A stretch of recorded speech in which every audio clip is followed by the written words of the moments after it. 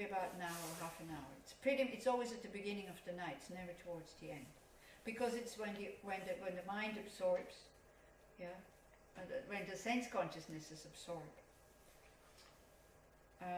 Or you have a feeling as if the body becomes very thin, the limbs are very loose. You lose your body is weak and powerless. We are so used that we can move hands, legs, eyes, nose, whatever. But then all of a sudden you lose. All of a sudden, with time, before death, these are signs that the person is dying. They can either not open their eyes nor close them.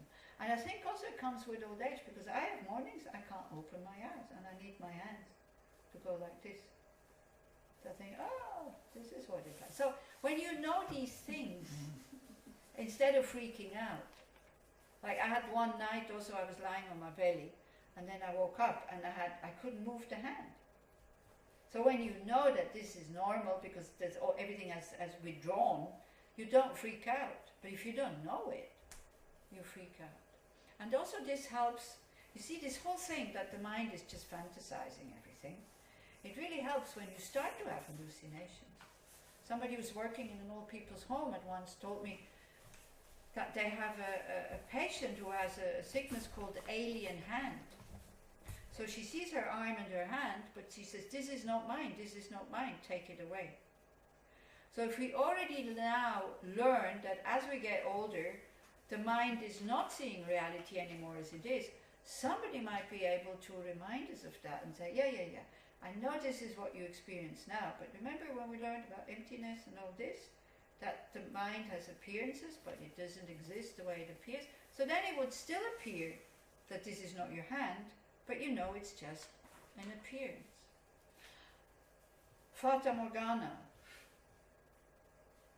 You know what it is? Yeah. Have you seen it? Yeah. No? You've never been to the Sinai or somewhere? We can sit on the asphalt on the road. Also, exactly. And it looks totally like water. Yeah. Yeah. So if you don't know it's just a hallucination and you're thirsty, what do?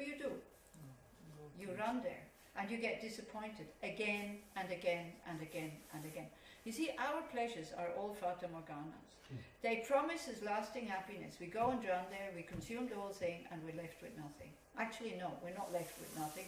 We're left with more desire. Thirstier. So first you hear about these things, then you think about them.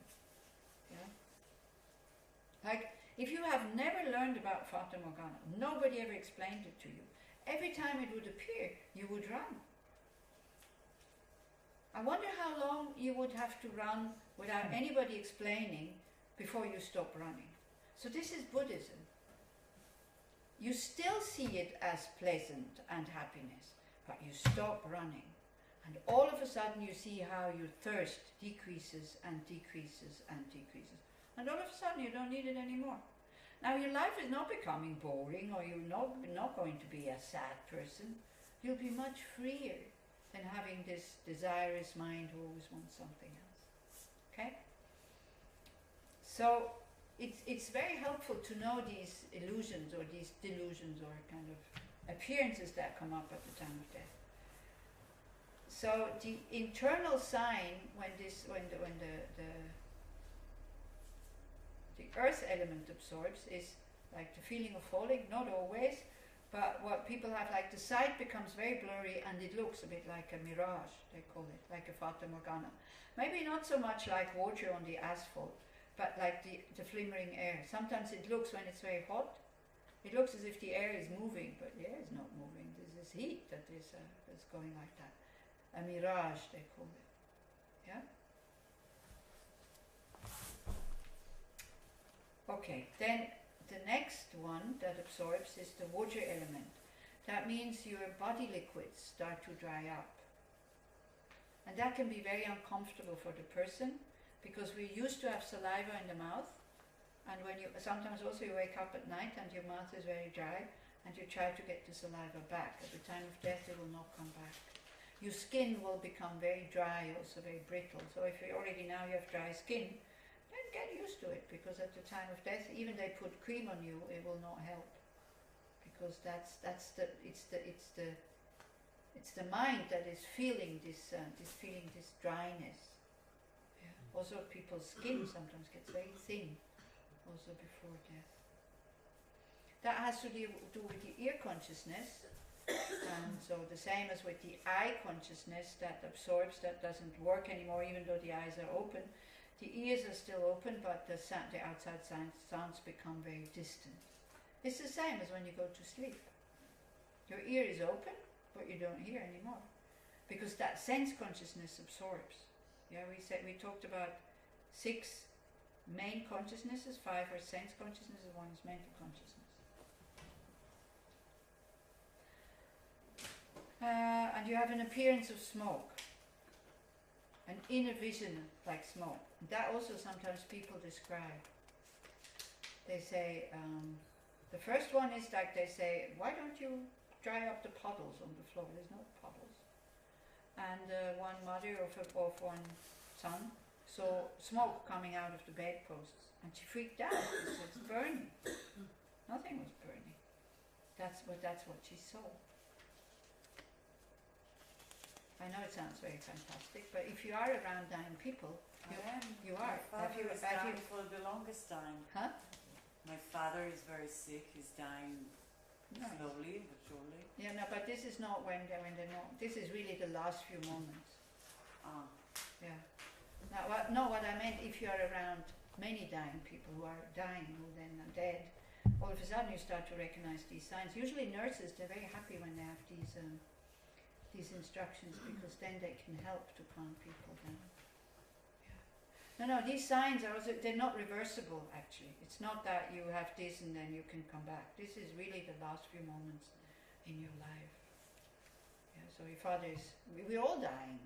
Right. Okay, this is the mistake that we're making. We're putting us into the living category, and we're putting the dying into the dying category. And then we don't like to go and see them because we think we have nothing to relate to, because they don't have a future. Yeah, whereas we have one. But we're all dying.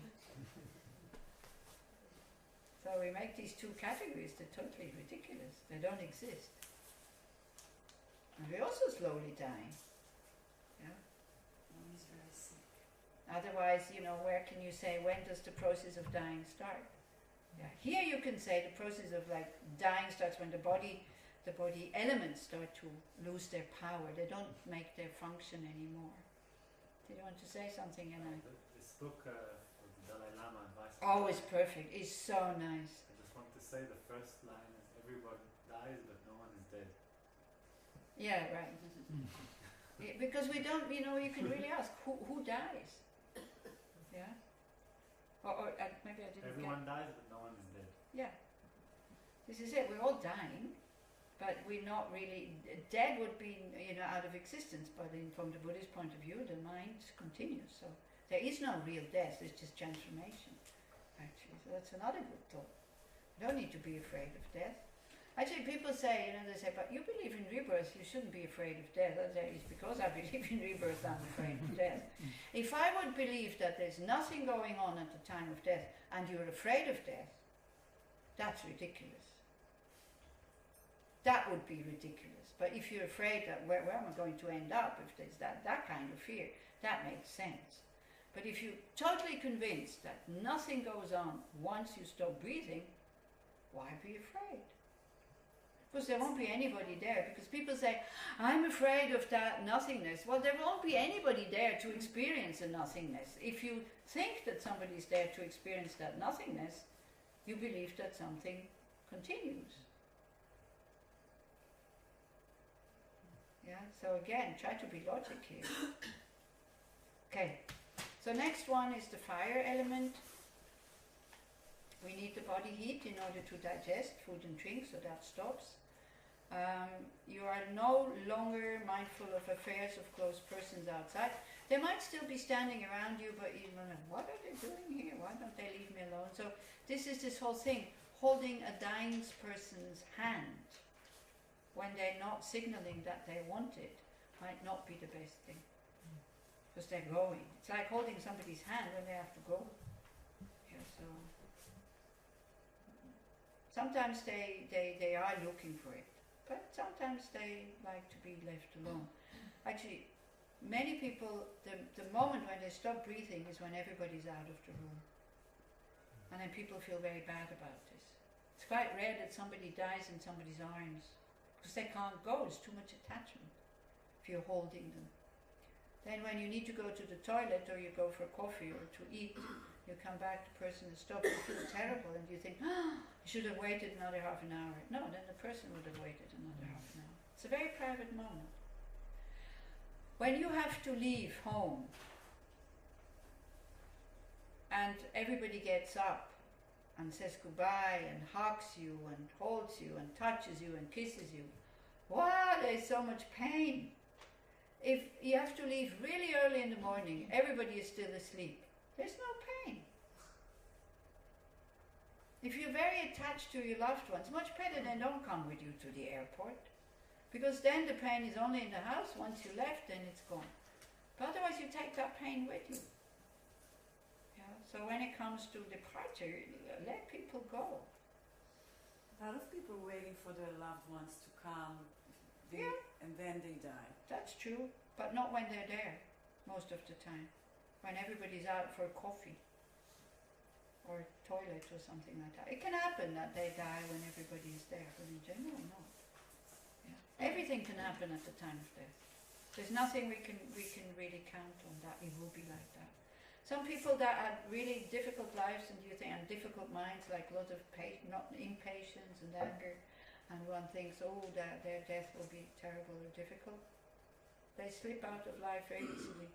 Other people who have been spiritual practitioners, you think they have no problems, and oh, there's a lot of panic and a lot of fear and a lot of this and a lot of that. What about the people that die very peaceful deaths, in their sleep? They experience all of it? They might look peaceful, we don't know if they're peaceful. When I have a nightmare, I look very peaceful at the outside. I don't necessarily talk or move. Yeah.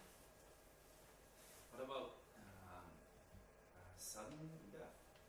Like accident? Yeah, also they say the mind has to go through these stages in order to be able to go into clear light and then go out of the body. So, but it goes very fast, they say. This process can last up to 3 days, sometimes even more. If the body is not too sick, and especially if they have practiced. And we had in Bodh Gaya, we have a hospice where we went to look for beggars that don't have families that are dying, so we'd take them, and then we had courses like this. Sometimes there was a dying person there, so people, if they wanted to, they could go and sit with the person. And sometimes they would see this, or what happened also once at Tushita, somebody had dysentery and was totally dehydrated because he didn't say anything. So when we noticed what was going on, high fever and totally dehydrated, fantasizing and all this, we brought him down to the hospital. Now I don't know, to Delek Hospital. I don't know if you know Indian hospitals. So, there's there's the doctors and there's the nurses, and they're not there in the night. You're totally left alone. If you want medicine, your family has to go and buy it. If there is an operation, your family has to go and buy the thread and the needles and all these kind of things.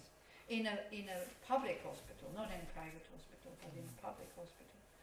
And there's no button where you can call the nurse. They're sleeping, they're not there. A family member should be with you to look after you during the night. So he was there, and he was alone, of course, and the person also next to him was also alone, and he was dying. But we had done this before he went to the hospital. And there's a moment when the air element absorbs that the dying person very often goes because the air element is absorbing. So he said, if I wouldn't have known about this, I would have freaked out. But because I knew, I got up, he felt already better. We went to see the person, and he was very calm, and he went up, wow, I can see where he is. And because he was so calm, he was actually helping the dying person. So in cases like this is really helpful. Okay, so when the fire element absorbs, it's the moment where the body heat retracts towards the center of the body. So you touch somebody's hand and it feels as if they're very cold. You try to cover them, and usually they throw everything off because inside they are hot. Yeah. So if they throw the covers away, just leave them alone. That means they don't want them. Don't think, oh, they're cold, I have to cover them.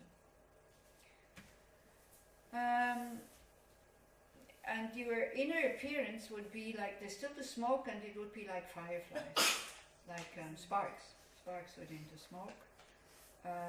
Your ability to smell disappears, and here is like the inhalation is very weak and the exhalation is very strong. So breathing in, it creates a lot of problems for them. This is where this death rattle, it's called, comes from.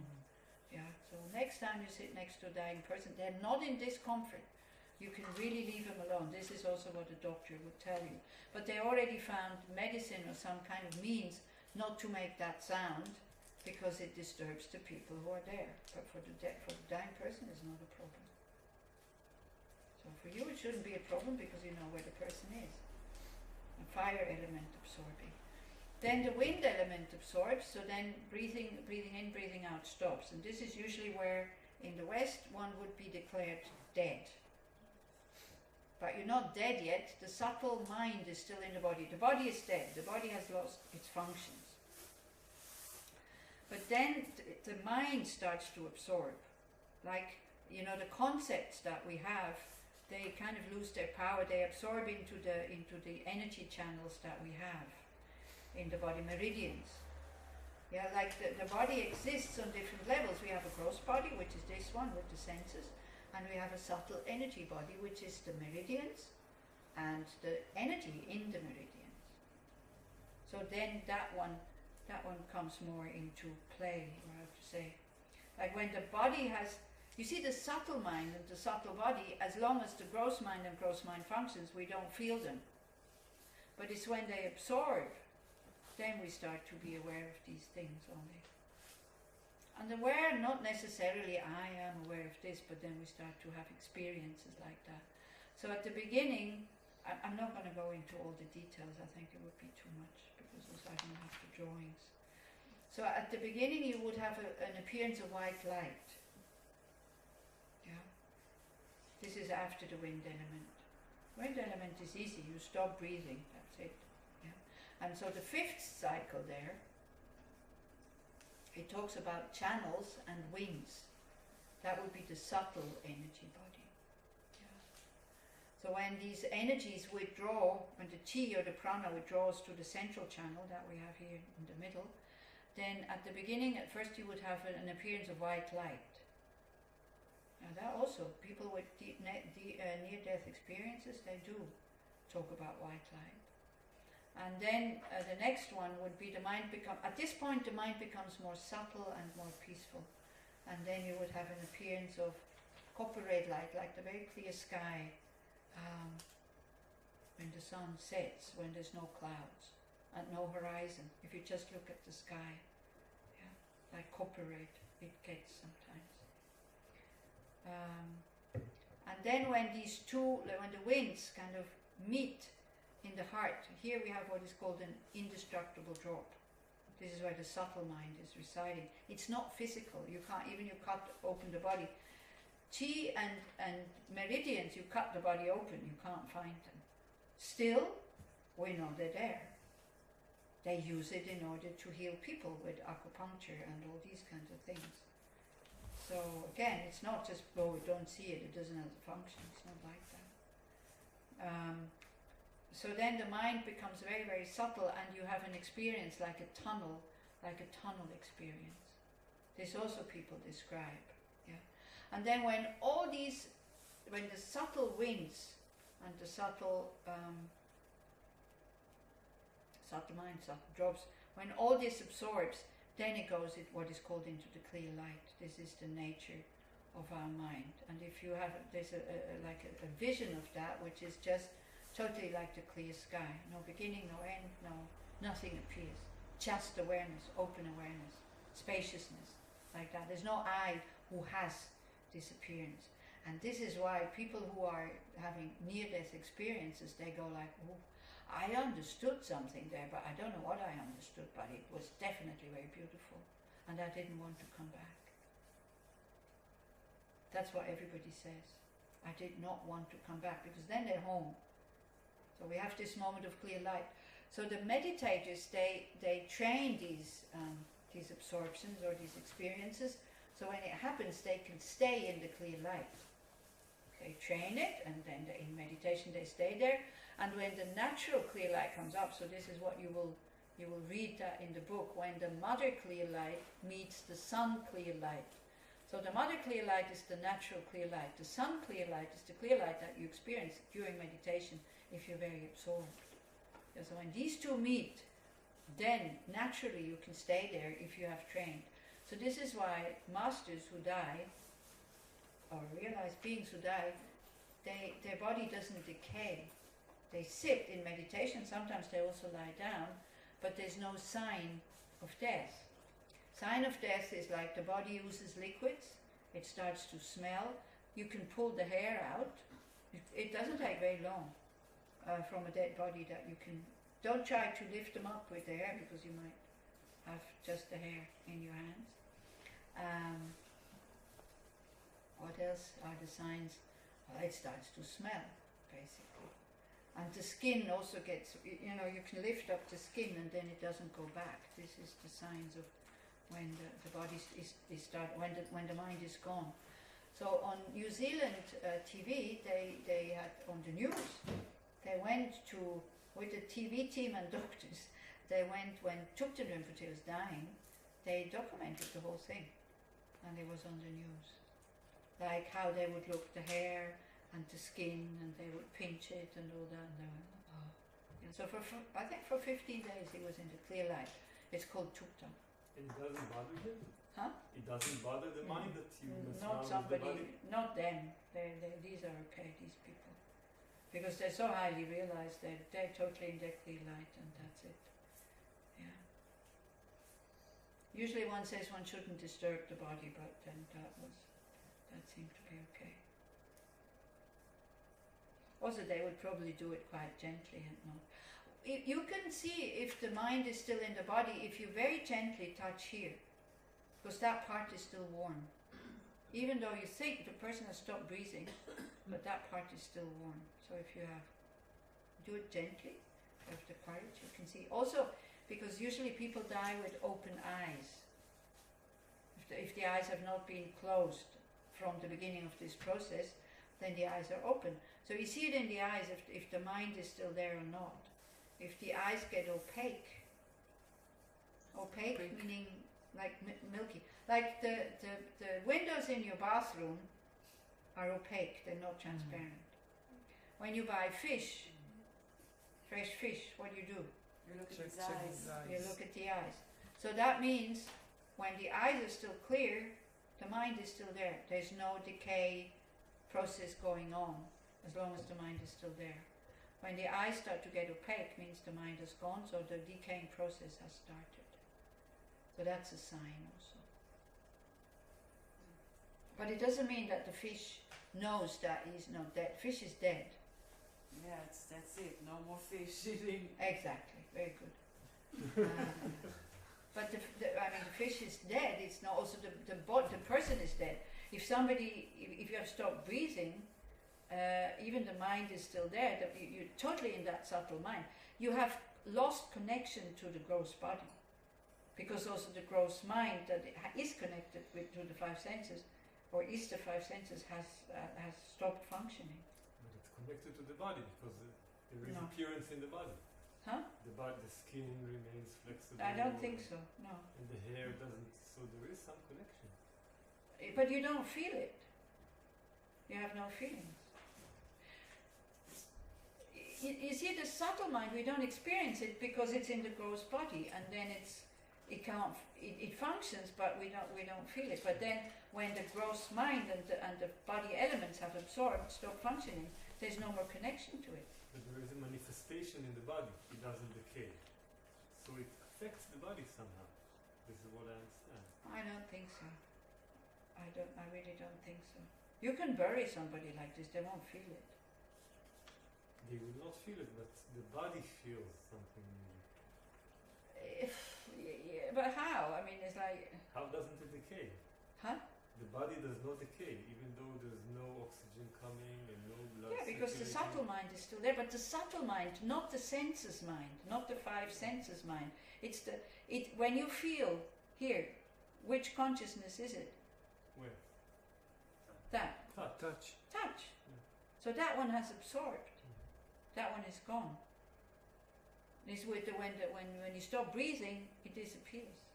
So you don't need to be afraid of that. I think that would be okay. But you can disturb the absorptions while it's still there. So this is why they usually say don't manipulate such a body, which again is very difficult in a country like this. But this is like with meditators. So I guess the monks around Rinpoche, they found that it's safe to do, and for the sake of science, and for the or even he maybe said, okay, if it disturbs my death absorptions, but for the sake of science and for the sake of showing the world that this is possible and this is happening, let them do it. Yeah. His Holiness also said they are trying to have dying masters and scientists in Dharamsala at the same time, so that these whole things can be measured, but it never coincided. So this was the first time it was documented Huh? scientifically? I This think was that the was first the first time that it was like really filmed and like that. But it might be, this is many years ago, so there might be more documents like this. So what is the purpose of the emerging with the clear light? Like you explain, you explain that there is a purpose with staying The in meeting clear the sun clear light and the mother clear light is to meditate on emptiness. Because then there is no I appearing. So then you meditate, there's no separation. I am meditating on emptiness, you become emptiness. And you make the mind familiar with it, with this clear light, that this is our nature. Total space, total calm, total peace. So that is the purpose. Yeah. It's a very nice book because it describes all these stages with a poem from the first Panchen Lama. And the Dalai Lama is giving a commentary on it. It's very helpful. And again, the whole path is in it. Starts with precious human rebirth and permanence and death. How to live your life so that you can die without regret. How to attain a good rebirth. So it's very good. I love this book. And so it's very nice. What's it called? Advice on dying or something? Yeah, that's enough. Okay. So then when the clear light of death, when that ceases, like the mother clear light, same way when we go to sleep, we have a natural clear light coming up. So when that ceases, when you're sleeping, you would go into dreaming. And after dreaming, you would wake up.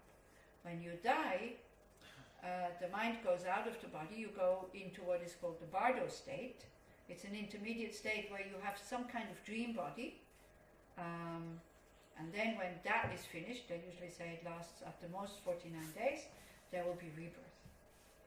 There will be 49 rebirth days? according to what imprint has been activated at the beginning of this process. Sorry? You said 49 days? At the most, they say. But again, what is 49 days? I think 49 days is for the people who stay behind, because during 49 days you do very intense practices for the body of the deceased. Or for the mind of the person who has deceased. Like you create a lot of merit, a lot of positive energy that you dedicated to the person. When you smell burning in the evening, when it starts to get dark, this is me feeding these bardo beings. Because it says they feed on smell. Whether it's true or not, I have no idea, but I see it doesn't harm anybody. Right. And it's a nice thing to do. It's a nice thing to do. There might be beings around who need food now, and with this, it's a very special mixture that you make.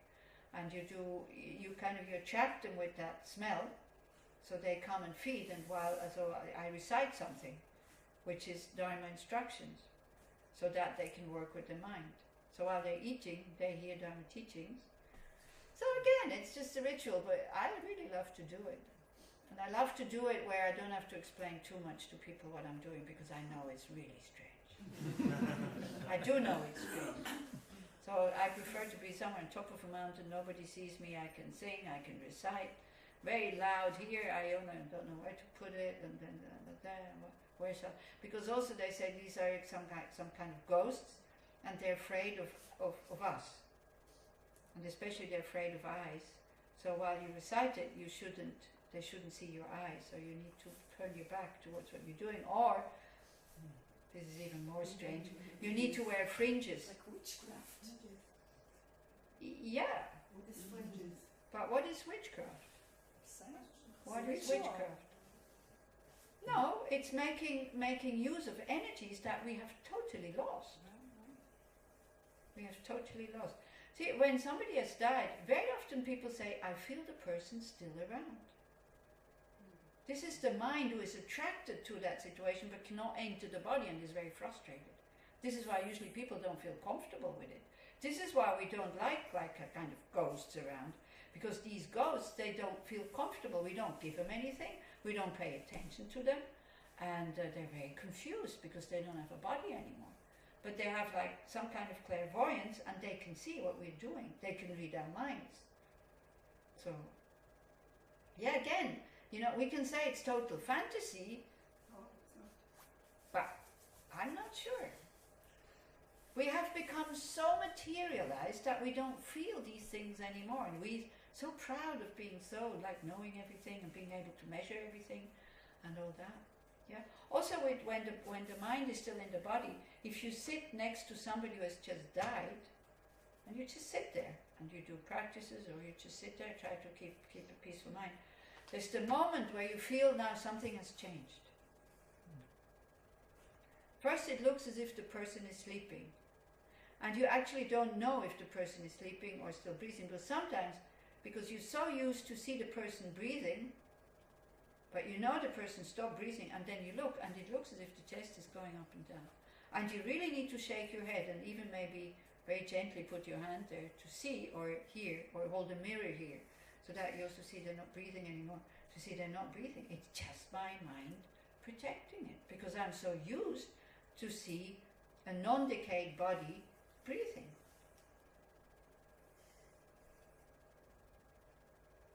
Then all of a sudden you feel something is changing. Now it's just some kind of box there. The mind is gone. I don't know if anybody has made that experience. You made that experience sitting with dead people? Yes. I said בניגוד. אוקיי? Yeah. אחי נהרג במלחמת יום כיפור, והוא נהרג ביום השני של המלחמה, ואנחנו לא ידענו, 10 ימים ראשונים לא ידענו, אף אחד לא הודיע שום דבר, קברו אותם, הוא היה בחרמון, לא בחרמון, בגולן, וקברו אותם שם, ויומיים אחרי המלחמה, אני הייתי עם תינוקת בת 4 חודשים, ואני מרגישה באמצע הלילה מישהו סוחב אותי מהמיטה, כי התינוקת נפלה, ואני לא... וזה, אין לי ספק, ואז אני ידעתי שהוא מת, ורק אחרי 10 ימים באו ובאמת הודיעו לנו שהוא מת ונקבר וכולי וכולי, ורק כעבור שנה עשו העברה. במשך 10 ימים האלה הוא נתן לי המון סימנים שאני הרי לא ידעתי, כי אף אחד לא אמר לנו, לא באו ולא הודיעו כלום, אבל אני ידעתי שהוא כנראה לא בחיים, כי הוא נתן המון סימנים אחרים בתוך הבית שהוא נמצא, שהוא ישנו, וגם זה שהוא העיר אותי באמצע הלילה, כי התינוקת בדיוק עמדה, הייתה בת 4 חודשים, בת שלי, והיא עמדה ליפול. לא יכולתי לדעת את זה כמובן, עד הרגע שבאמת כעבור 10 ימים הודיעו לנו את הדבר הזה. Okay. Maybe somebody else, you can maybe bring it to the discussion group tomorrow also, if you have made experiences with dying people, because it is very interesting to see. Okay, so we make a very short pee-pee break if you need to go pee-pee, and then we do it if you want. Otherwise, if you'd rather not do it, then you can go to sleep, it's fine. But we'll turn down the light, and you can lie down if you want. So we take these mattresses that are on the wall also, we have enough space. So if you want to lie down, you can lie down. Problem is, if you lie down, you'll probably fall asleep.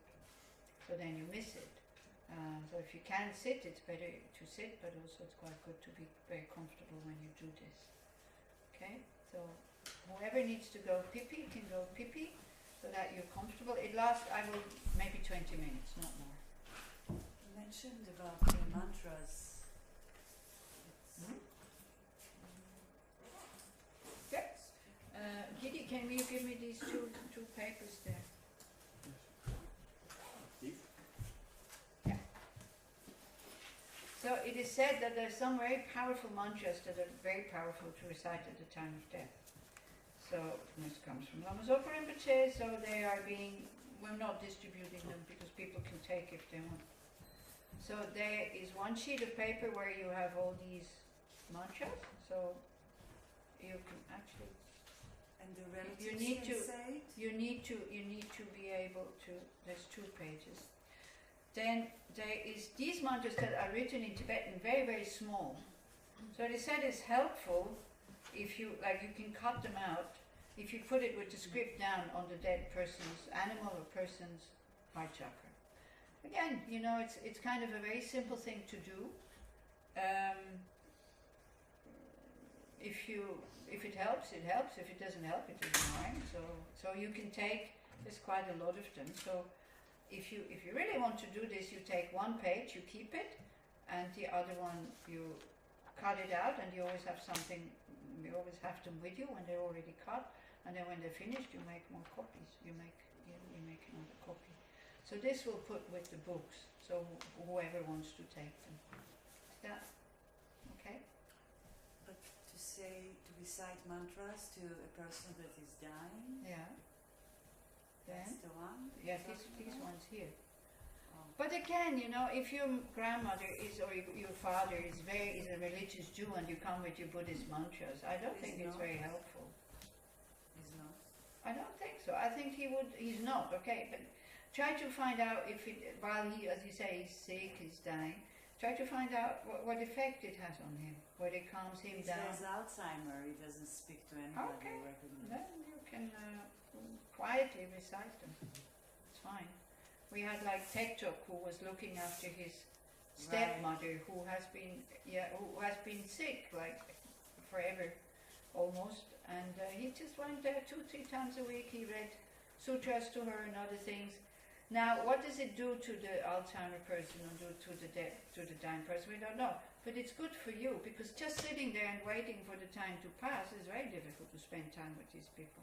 If you have something to do, you feel like I'm doing something for the other person. You don't feel so useless. So this is why. So we'll put them there and then you can take them. Okay, are you ready? So make yourselves comfortable. Maybe the camera we don't need, We don't need. because there won't be enough